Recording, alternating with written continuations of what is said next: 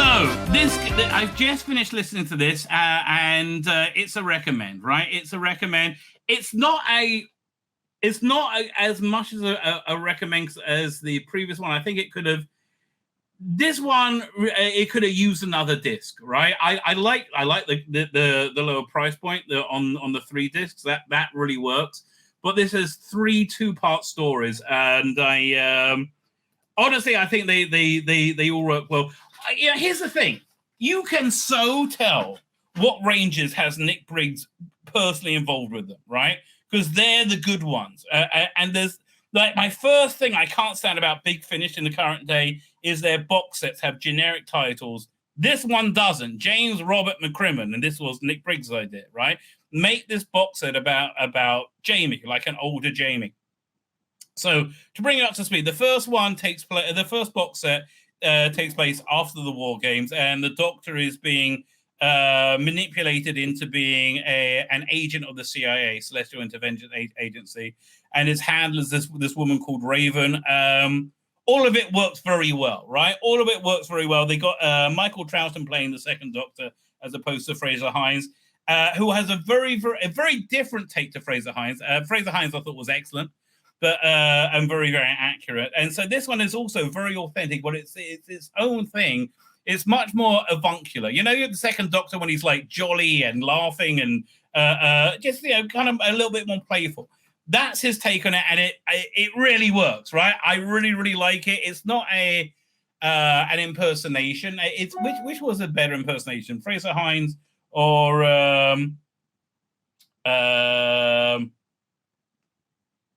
what's the name, or Michael Troughton.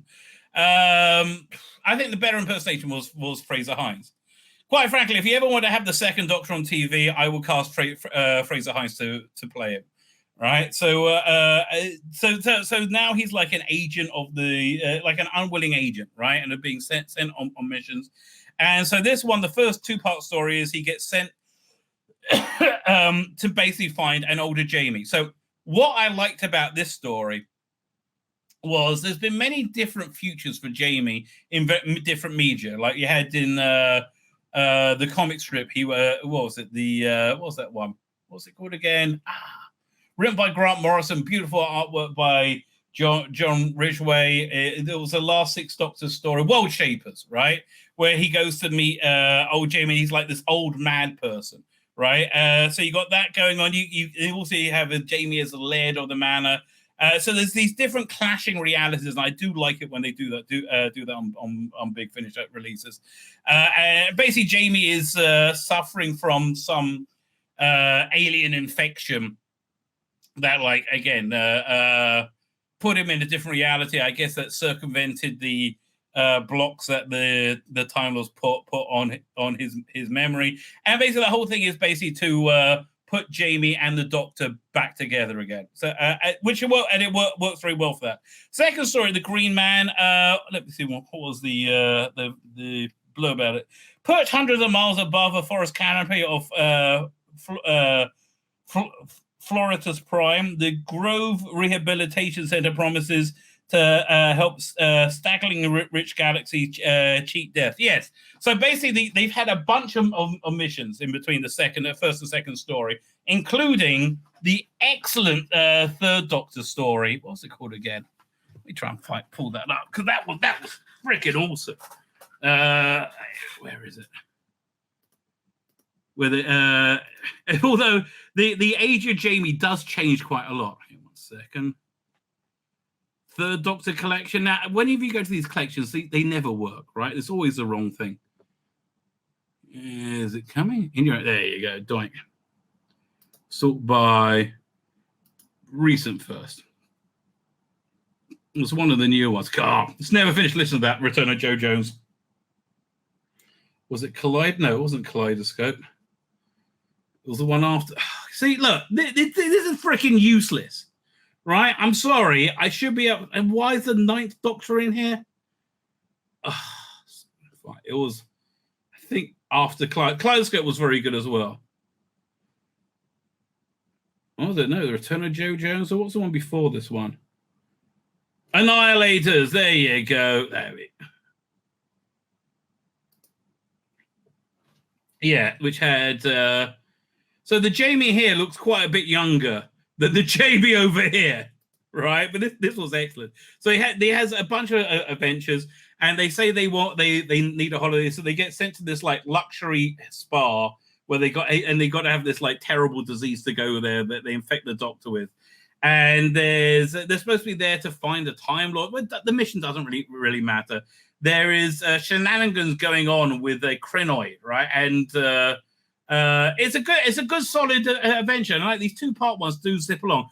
I just wish there was one more story, like a 4-part story that had a bit more depth. But and the third one, The Shroud by Bob Ayers, I think this is one of his first things he's written. See, that's another way you can tell it's written by it had Nick Briggs in it. He brings in new talent, right, and they're good, right. He brings new talent based on talent, right. So The Shroud is one of those great stories that only work on audio, like it's mostly in complete darkness. The Doctor arrives on a planet that's been covered with this shroud, which like sucks all the light up. Nobody can see anything, and they get rescued by this like not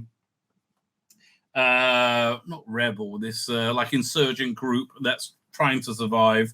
And there's these like giant squid-like aliens that have invaded that they're fighting. They got this. The way they can see is they have this like dreamscapes thing, which was invented by this blind scientist that allows them to interpret the world in their mind's eye, essentially, so they can see with that. But it's still kind of black. Like most of the story, when you're visualizing it, it's pitch black, right? Very clever. I think it's the first time since Whispers of Terror, which is freaking awesome, where it really plays into... That was like the second or third release, where it really plays into the audio nature of it. Also, it works well as one of those creepy, like the Doctor landing on a weird planet thing, based under siege. This moves the story along quite a bit as well, like the story with Raven and being controlled. Genuinely, I like this range a lot. This is really one of their strongest ranges. So for me, it's a strong recommend. It's right now 21.66. I think it's probably going to go up in reasonably soon. This one's worth it, right? This one's totally worth it. So well done, big finish. I think Michael Troughton and Fraser Hines' chemistry is just pitch perfect throughout the whole thing. It absolutely works beautifully. It really does. So yeah, kudos. Although it's like the other range that I like a lot, the first Doctor range. We only get one box set a year, right? This month is one of the lightest months ever for me in Big Finish. Like, I'm not getting Diary of a Song, not the Traveling Hope. Oh, God, shut up. Purity Unbound. God, I heard the bit they released of that. Thank God, no, where the Doctor becomes a progressive fascist. Torchwood, I'm out of. Look, they don't even have the name of it out yet, really. I'm enjoying Once and Future. Time Slip was never into, but yeah, that if it wasn't for Once and Future, this will be the first month that I can remember that I'm getting no releases whatsoever. Luther Arkwright, I'll get. Gallifrey War Room, no. In the Night, no. Give me a fucking name that works. In the Night, shut up. Like, none of these things really appeal to me strongly enough. They're all kind of like generic stories. Tim Foley and Sarah Grachala doesn't really do it for me. Rose Tyler, Dimension Engine, no, thank you. Once and Future, I pay for the whole thing, so I'm enjoying it as for what it is, which is a frothy anniversary adventure. Doomsday, Doomsday for their profits because they're not making any. My name's Tzvi Lebetkin, the Rabbi from another planet. Please like, share, and subscribe, and ring that little bell. Ring the little bell so you're notified when new videos drop.